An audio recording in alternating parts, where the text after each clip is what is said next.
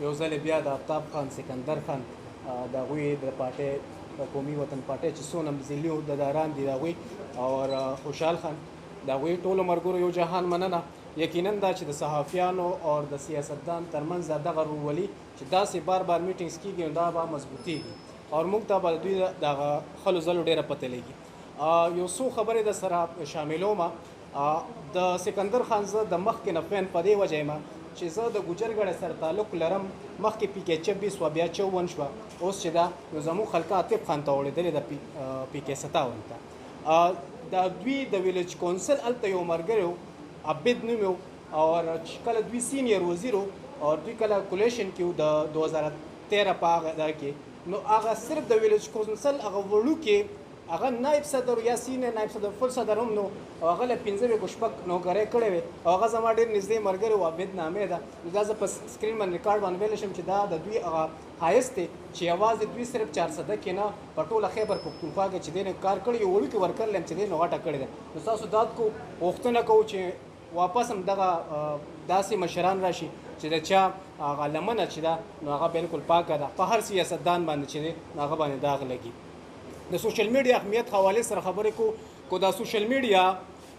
یو صحیح پلیټ فارم نو زه هم چې پیوټن د روس صدر چې نو هغه په سوشل میډیا باندې نو نریندر مودي په سوشل میډیا باندې نو د پاکستان غټ سیاستدان چې دی هغه په سوشل میډیا باندې نو. مقصد صرف دغه دی یو وړوکی غونډه کې واقعیا کوټ کوم چې تاسو خیال کړی وي دغه چرګه چې وي نو دا په دې اګو چې موږ کینو نو دا 26 دن پس د خپلې دا کومه اګې چې دا د دې نه بچي روباسي. کو تاسو خیال کړی دا بچي چې دی دا چوزه چې دا ټیک ټاک روزي د هغې جسم هغه سرمن چې ده نو هغه ډېر زیاته نری وي خو د هغې باوجود دا ولې روزي هغې چونکې په هغه چونچ باندې وي په مخوکه باندې وي نو چې دا دونه نازکه سرمن ده نو ولې نه چې د دې دا خېټه ولګي هغه شلېدلی وي یا هغه زخمي وي. خو په دې 26 دن کې چې دا کله داسې لړکي نو دې ته پته ولګي چې زما د دې بچي دا مخوکه چې دا کم ځای ده نو هغه مخوکې باندې چې دی هغه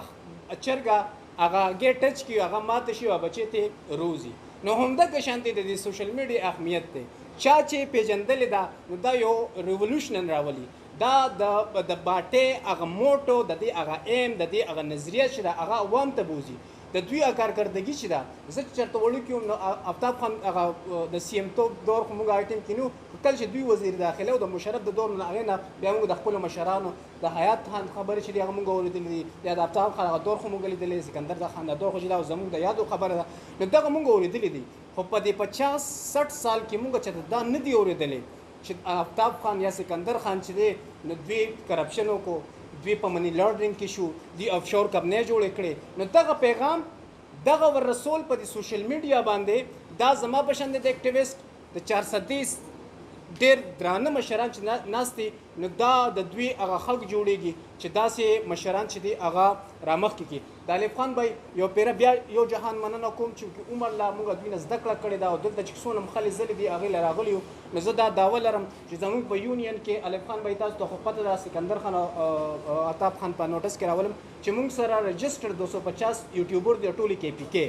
نو هغه موږ تاسو سره واده کوو چې تاسو کم پروګرام وي تاسو کمې خلې ظلم وي نو انشاءالله موږ تاسو ته ولاړ یو څنګ په څنګ باندې صرف د خپل وطن لپاره د خپل سیمې لپاره دا نه یو چې موږ له تاسو لپاره راکړو نو موږ باغې چلیږو موږ نوجوانان یو شکر الحمدلله زموږ د پیجونو دونه انکم دی چې هغه دلته د ډي سیم نشته. نو زه دغه دعوت تاسو ته لرم او دغه ورورولي تاسو ته لرم چې انشاءالله موږ به را روان چې دغه کم الیکشن دی یا کمې خلې ځلې دي انشاءالله سره تاسو خامخا ولاړ یو جهان یو کرام.